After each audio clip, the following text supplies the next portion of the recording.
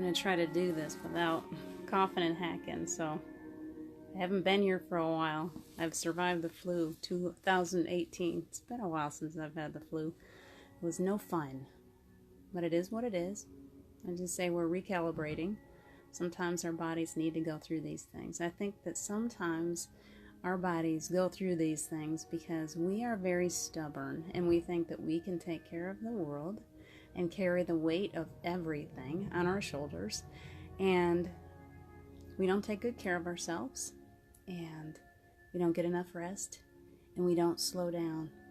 We don't take the time to be still. And so I have a feeling that this was a good lesson for me to just be still. I'm not good at being still. I love to meditate. Meditation to me is the most magical time. I come alive from the inside out when I meditate. And yet I can still forget.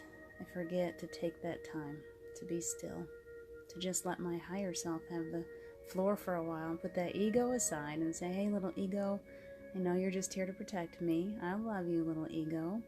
And I would like you to go take a break and sit in a corner for a while. And so while I was sick, it kind of forced me to just be still. And so I've had a few days of lots of stillness. Hey, Marie. Is it Marie Ann or Marie? Tell me, and I'll make sure to remember next time. So I'm back, and I'm going to try to do this every day, except for maybe Sunday. I'll take a break. But pretty much every day at 6 o'clock, I feel like it's a good time to just sit here and share this energy that we hold within ourselves, source energy. The more we focus on that energy, the more we meditate, the more we spend time in stillness, we find that part of ourselves that is the very spark of God.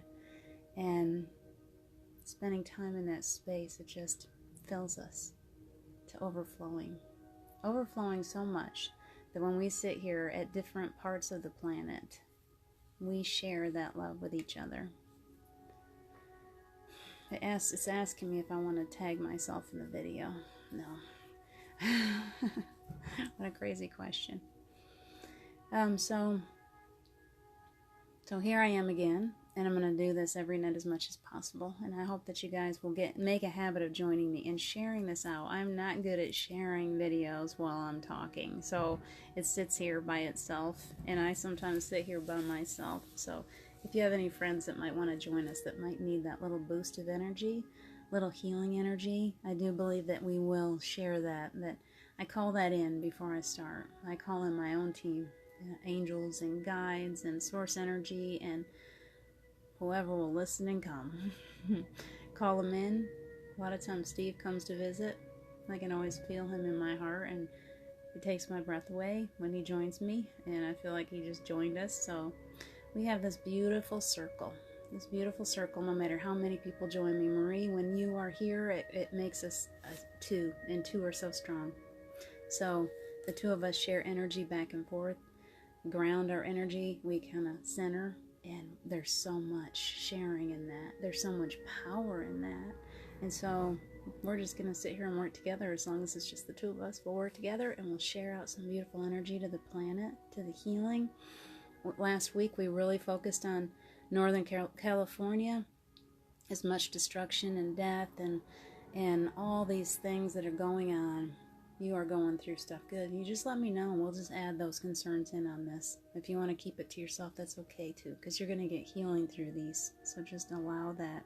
Kind of open yourself up to source energy, to spirit. But I do see in the news that California is getting some relief. As awful and horrific as it has been, and as much loss as they've had, rains have come, and there is relief. That horrible campfire is 95% contained at this point, is the last time I checked. So that is very good news. So lots of things going on. I've been in my sick bed and then creating Thanksgiving dinner for a family, so I haven't been paying much attention. So if you've got any concerns, you can let me know. And I know that when we gather like this, we don't have to name every concern. There's no use in naming every concern, every worry. Source, our angels, they'll know what it is that we need. It's already there. Those needs are there. And so we just allow. It's a time of allowing, of being still. So as I was trying to think about, okay, what is the message for today? I had this urge to pull a card. I don't often feel like pulling cards. I kind of allow my own higher self to come through mostly these days, but it was like, I felt like I was directed. So this is our card. And you can see it, Sacred Pool. To me, this is very, very personal to me. I love it when Source gives me, Spirit gives me a message that just touches my heart. So, Ruth, I think that's Ruth. Hi, Ruth. So that Sacred Pool, let me show it to you, Ruth, because it's such a beautiful picture. See if you can see it. It's hard to see it in that the glare, but so I feel like I am, let me see if you guys are too. I am totally obsessed with reflections. I've been obsessed with reflections for a long time. Who is that? I can't see that picture good enough. Tell me who you are. I really can't. Regan, it might be you. If it is you, say hello, so I know for sure. So reflections, especially, it's been going on for a long time. I actually wrote a piece called Reflections in the latest book that I'm writing right now that's beautiful. I am obsessed with reflections. And so I feel like this card is just for me, and it's to share with you. It's this reminder of how important it is that when we look at ourselves in the mirror, that person that's reflecting back to us, how are we treating that person? Are we treating that person with love? Because that is like the number one step that you've got to have in life. And I often forget it myself. That's why I'm sure I was sick this past week. I wasn't loving myself enough. I wasn't taking good enough care of my own self. I was trying to I'm good at loving everybody else. I forget that person that's looking back at me needs a lot of love too, and a lot of care and rest.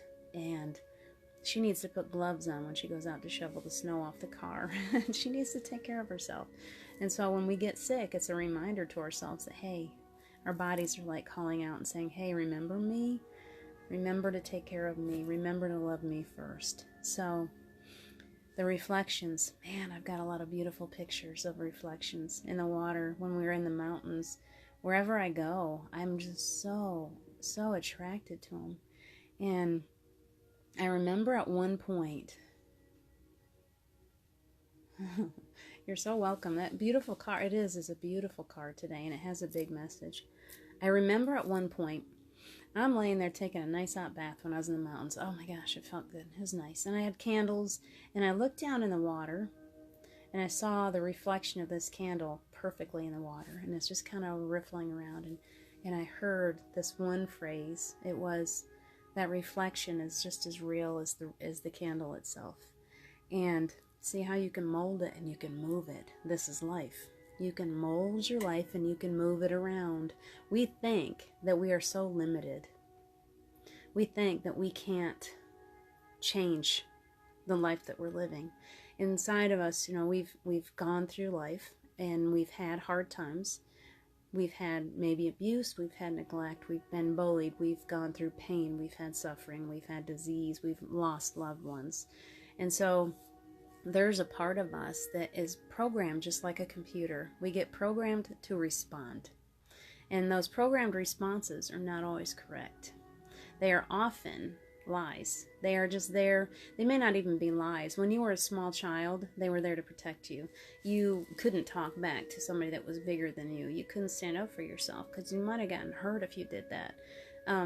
If that bully was after you, you better run away. There was things that your ego learned along the way to protect you, but that ego is still giving you those same things. It's still saying, run away. This is scary, run away. This is scary, go hide someplace. It's telling you don't speak. Don't tell your truth, because if you speak your truth, then there's going to be people that might make fun of you. There's people that might bully you. Your ego says, well, there's never enough money. It's just going to run out no matter how much you got. It's just going to run out. You better be really careful. You better just be stingy with it. You better be fearful with your money. You better just hold on so tightly. Hold on to your toys, because if you're not careful, somebody will come and try to take them away from you.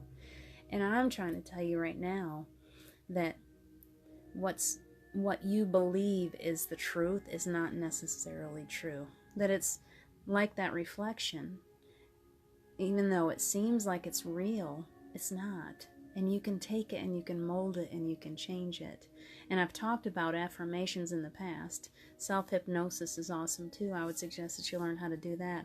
What you have to do in order to learn how to manifest life and change the way that your brain is automatically responding to things is to learn to baby yourself. Talk to yourself as if you're a little child. Start doing affirmations. Start changing. You're not just playing a game.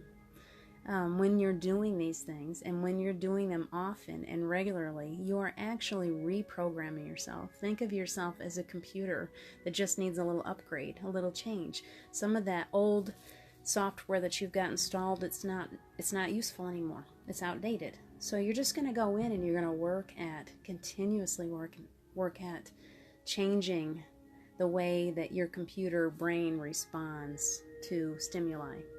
So you can get yourself to a point where you actually respond to things differently. Your abundance.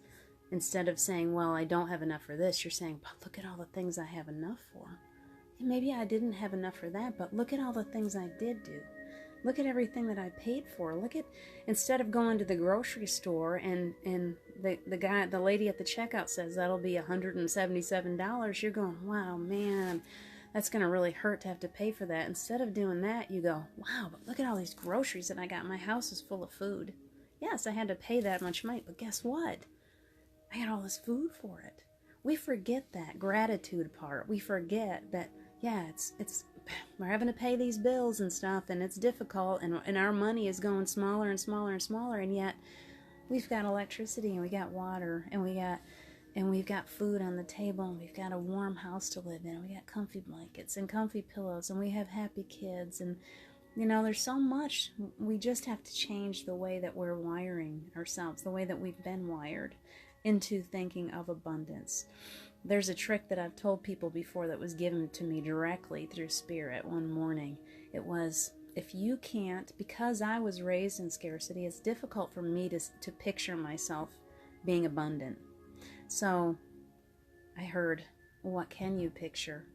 What is abundance to you? And I started using my imagination, and I imagined this place it was a drought, and there was cracked earth, and there was no water, and the animals, everything was dying away, and instead of leaving it like that, I started visualizing water coming up through the cracks. It was just coming up higher and higher and higher, and I must have been right in the middle of a dried up lake, because the water was just filling it, and suddenly the water is clear and beautiful, and I'm swimming, and there's all these little inlets, and in those inlets there's trees, and they're just hanging like willow trees. There's green leaves and branches hanging over the water, and it was so beautiful. And then I started seeing frogs, and I would look down and I saw fish swimming underneath me, and they were swimming so beautifully. And I remember at the time I had some health concerns, and so in my vision I was able to swim and swim and swim, and I never got tired. There was no health concerns in my vision. I was completely free to just swim without ever getting tired. And there was more than enough water, and the animals came back, and they had more than enough, and it was beautiful, and it was peaceful, and it was green, and it was lush. And that was the space. The way that they gave it to me was now, right here, in the space of, roll over, picture yourself rolling over on your back, and you're just absolutely relaxed, and the water is just holding you up, and there's not a concern in the world. That is how you change your life. Believe it or not, it is that easy. It is getting yourself to that place where you find something that you can visualize that is so beautiful and so abundant that you go to that place. And you go to that place as often as you possibly can. Whenever you start to feel any kind of scarcity, any fear in your life, you can take yourself back to that place of abundance, that place where everything is just beautiful and there is no lack. It doesn't have to be a real thing. You don't want to make your brain think about this. You want your imagination, your little child, to come up with something, daydream something so beautiful that it's got no fault. There's nothing in it that involves you to even think about it. You don't need to get your brain involved. Our brains are where the ego lies, and it'll start trying to figure it all out. And when you do that, you fall away from manifestation mode. So manifestation mode is putting yourself in that place of, do you have a memory where everything was beautiful? Did you ever have a Christmas where your family was so happy and there was presents under the tree and lots of food and the house smelled like sugar cookies and you just knew that everything was perfect? Those are the places when you can bring yourself to those spaces, those memories where there was abundance in your life, and you spend as much time as you possibly can in those spaces. And every time you start to get afraid again, you take a little time and you put yourself back there. No, I'm not going to be afraid. I'm not going to allow myself to be scared. I'm not going to allow the energy of scarcity to be in this space, because in this time, we are manifesting. We are powerful manifestors. And so every thought, every action, every word, every emotion that you have is actually creating. You are continuously creating the energy of your life. You are that reflection. It circles right back around to that card. You are the reflection. Your life is a reflection of what you're putting out. And so you want to really, really pay attention to that and spend as much time as you can just being at peace and just finding that happy place. And when you can do that often, your life will literally transform.